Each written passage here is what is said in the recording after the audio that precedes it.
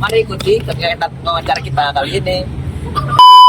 Assalamualaikum warahmatullahi wabarakatuh. Waalaikumsalam warahmatullahi wabarakatuh. Halo, selamat malam.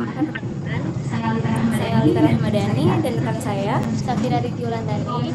Untuk wawancara kali ini kita sharing santai aja, Kak. Boleh. Selanjutnya kita akan membacakan CV terlebih dahulu. Untuk pertanyaan pertama akan disampaikan oleh Dio. Baik Kak, saya ingin bertanya, apa tantangan dan risiko terbesar yang pernah dihadapi oleh seorang penata anestesi dalam memberikan pelayanan terbaik bagi pasien? Mungkin kalau tantangan dan risiko tiap orang beda-beda ya. Tapi selama saya bekerja di sini, semua pasien itu tantangan dan risiko. Semua yang akan dioperasi punya tantangan dan risikonya masing-masing ya. Mau resikonya besar, mau resikonya kecil, itu semuanya berisiko. Jadi selama kita bekerja, nggak boleh sekalipun menganggap enteng atau remeh terhadap pasien, terhadap operasi yang akan kita lakukan gitu. Seakan-akan kayak contoh operasinya, ini operasinya dengan asa satu, operasinya kecil, wah nggak usah terlalu gimana-gimana. Malah hal yang seperti itu yang bikin kita kurang waspada, hal yang seperti itu yang bikin kita kayak indera kita tuh tumpul. Itu suatu resiko juga yang sama sekali nggak boleh dilakukan oleh seorang penata anestesi. Jadi semua resiko sama, semua pasien yang akan dioperasi itu semuanya pasti beresiko. Resiko terbesar tuh saya pernah pegang pasien asa 4 mungkin disebutnya, pasien ibu hamil dengan penyakit sistemik berat yang mengancam jiwanya banyak sekali, dari hipertensi, asma, punya diabetes, punya penyakit jantung, urium kreatininnya tidak benar, HB-nya rendah. Wah, itu sudah luar biasa sekali. Tantangan yang lebih dari itunya ya, saya ngerjain pasien itu sendirian tanpa ada senior. Terus SPAN-nya juga nitip karena di sini mungkin rumah sakit daerah, SPAN-nya sedang di RS lain atau gimana kan, karena kekurangan ya kita yang standby, ya kita yang abuse-nya gitu. Jadi delegasi dari SPAN gitu. Tapi ya alhamdulillah kemarin pasiennya selamat, pindah ke ICU, pasiennya sadar, 3 hari di ICU, pulang balik ke rawat inap. Terus ya kelanjutannya sih katanya nggak ada gimana-gimana. Ya mungkin kayak gitu resiko dan tantangan yang pernah dialami kemarin. Baik Kak, terima kasih. Atas keseharian saya selama pekerjaan anestesi, mulai dari persiapan alat anestesi, persiapan obat-obatan anestesi, dan persiapan pasien yang akan dijalani operasi. Dimulai dari pre-anestesi, kita menganamnesa pasien, kita menanyakan semua hal yang perlu kita ketahui. Ke intraoperasi, di intraoperasi ada tindakan anestesi, entah dari pembiusan anestesi umum, anestesi spinal atau regional, lalu disertai dengan monitoring anestesi atau intraoperasi.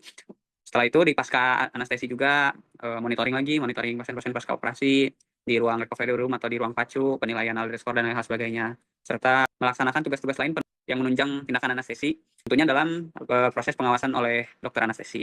Kalau buat komunikasi, kita harus belajar dulu yang namanya etika dasar ya, atau etika berkomunikasi atau komunikasi efektif. Kalau komunikasi itu harus selalu dua arah, apa yang kita sampaikan harus didengar oleh sang pendengar, dan apa yang orang lain sampaikan juga bisa didengar oleh kita. Bagaimana cara kakak menjaga keseimbangan antara jam kerja sebagai penata anestesi dan pribadi kak? Kayaknya kita cuma bisa terima beres. Maksudnya mungkin kalau dengan teman-teman nanti kalau udah kerjanya di kota atau di daerah yang SPAN-nya standby atau seniornya ada terus, bisa lebih leluasa buat dinas mungkin.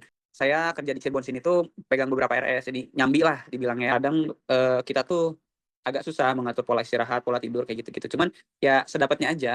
Entah itu 2 jam atau cuma 3 jam, diistirahatin. Kalau emang ada waktu buat istirahat, jadi pakai istirahat. Saya selalu berprinsip tidak terlalu mengabdi kepada perusahaan atau kepada rumah sakit. Relasi teman-teman tuh ke senior, ke dokter anestesi atau ke teman-teman yang lain itu untuk mengcover kita kalau kita lagi kurang enak badan atau kurang istirahat.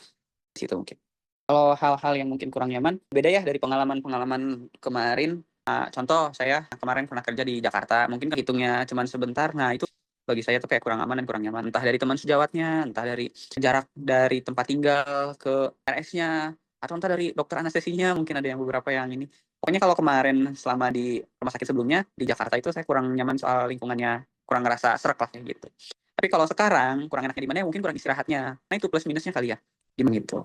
Terakhir, apa pesan dan harapan kakak kita sebagai calon penata anestesi ke depannya selama menjalani pendidikan sebelum kita menginjak ke ranah pekerjaan? Saran sih dari saya, kalau untuk kedepannya teman-teman di sana, jangan sampai kena yang namanya hukum alam. Ada yang masih kayak mencari jati diri. Kalau bagi saya dulu itu suatu tantangan ya, suatu ujian gitu. Kalau kita nggak bisa ngelewatinnya ya kita dapat hadiahnya, kita dapat berkahnya. Tapi kalau kita mundur dan malah nyerah di tengah-tengah hal itu, ya kita nggak dapat apa-apa.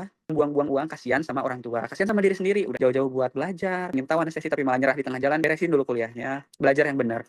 Bisa belajar dari pengalaman-pengalaman. Entah kedepannya jaga etikanya, dan nama baik dari Universitas Bakti Kencana, nama baik dari anestesi. Plus nanti setelah kalian lulus, utamakan pengalaman dan relasi. Kalau kalian udah dapat pengalaman, kalian punya harga di diri kalian. Nyari KRS yang lain ada relasi, makanya dikembangkan lagi relasinya.